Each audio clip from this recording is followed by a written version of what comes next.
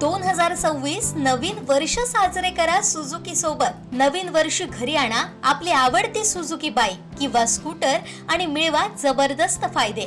खास ऑफर्स, 100% कर्ज सुविधा, 10 वर्षांची एक्सटेंड वॉरंटी केवळ मोटरसायकलवर, 8000 पर्यंतचं इन्शुरन्स बेनिफिट केवळ मोटरसायकलवर, नो हायपोथिकेशन। उपलब्ध models Suzuki Access, Suzuki Avenis, Suzuki Burgman Street, Suzuki Gixxer SF, Suzuki V Strom SX।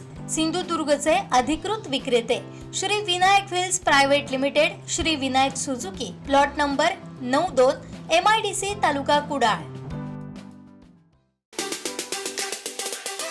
नमस्कार, माझे नाव सुप्रिया दिनेश गावडे। मी शिवसेनेतून आंबोली जिल्हा परिषद मतदारसंघातून अधिकृत उमेदवार म्हणून उभी आहे। तर मिस्टर माझे गेली अनेक वर्ष ह्या मतदारसंघात कार्यरत आहेत आणि त्याचं फळ हे मला 9 तारखेला भेटणारच आहे। पण मला ते आत्तापासूनच दिसतंय, कारण ज्यावेळी मी मतदारसंघात फिरते, कारण माझं माहेर कोल्हापूर आहे, ह्या कोकणवासीनी म्हणजे ज्यावेळी मुलगी नांदायला येते, किती ते लव्ह मॅरेज असू दे अरेंज मॅरेज असू दे, पण एक ना एक दिवस तिला असं आईवडिलांची आठवण येते। पण मी तुम्हाला खरं सांगते, मला एकही दिवस या कोकणवासियांनी की परकेपणा कधीही जाणू दिला नाही, आणि हे फक्त शहरातलीच व्यक्ती सांगू शकते। आणि खूप म्हणजे दिनेशजींचं कार्य बघून मला खरंच म्हणजे मला पण इतकं त्यांनी कधी बोलून नाही दाखवलं, पण मीही एक काळी म्हणजे ज्यावेळी ते राजकारणात उतरले त्यावेळी माझाही थोडा विरोध होता। म्हणजे मी बोलले त्यांना, तुम्ही कोणत्या ह्याच्यावर बेसवर उतरलाय, आपलं घराणेशाही तर राजकारण नाही आहे। पण त्यांनी मला एवढंच सांगितलं, मी माझ्या कोकणवासियांच्या माझ्या हक्काच्या माणसांसाठी आणि जनतेच्या सेवेसाठी मी राजकारणात उतरलेलो आहे।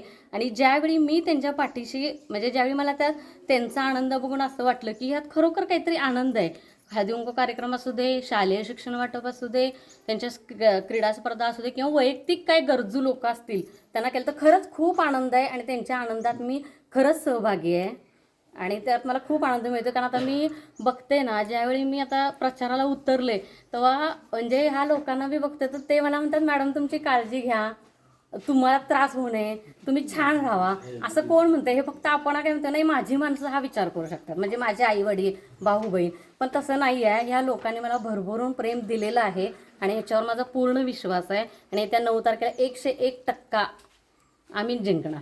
वाईट वाटतं या गोष्टीचं की विकास झालेला नाही आहे। मला माहीत नाही गेली 5 वर्षात म्हणजे कुणी काय हे केलं असेल, पण वाईट खंत वाटते ज्यावेळी आपण म्हणजे आता पावसाचं वातावरण नाही आहे तरी आपण एवढ्या लहान रस्त्यातनं जातोय, मग पावसात त्या रस्त्याची काय अवस्था असेल।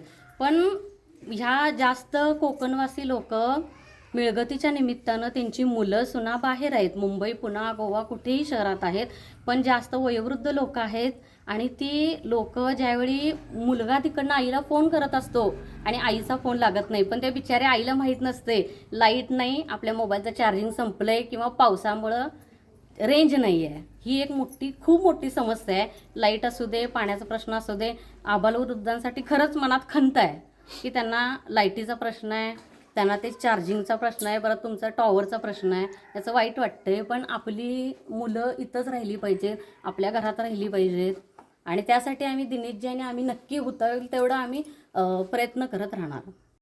दिनानाथ कशाकार शिवसेनेतून उभा राहिलेलो, पंचायत समिती विनोद आहे, 80मधून उभा माझी निशाणी आहे धनुष्यबाण। मतदानापर्यंत पोहोचण्याचा माझा पूर्ण प्रयत्न आहे आणि मतदान मला भरभरून यश देतील ह्याचा मला विश्वास आहे।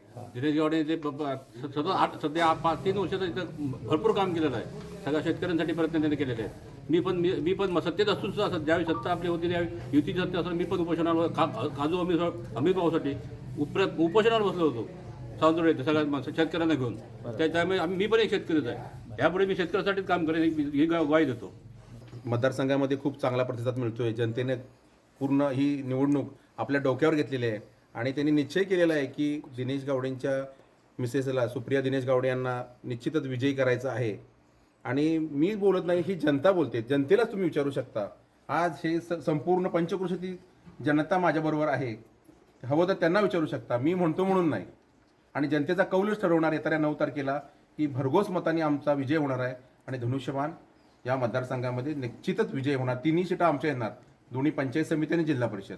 ही जी जिल्हा परिषद निवडणूक होती ती निश्चितच शिवसेनेला सुटलेली आणि ही निवडणूक बिनविरोध होत होती.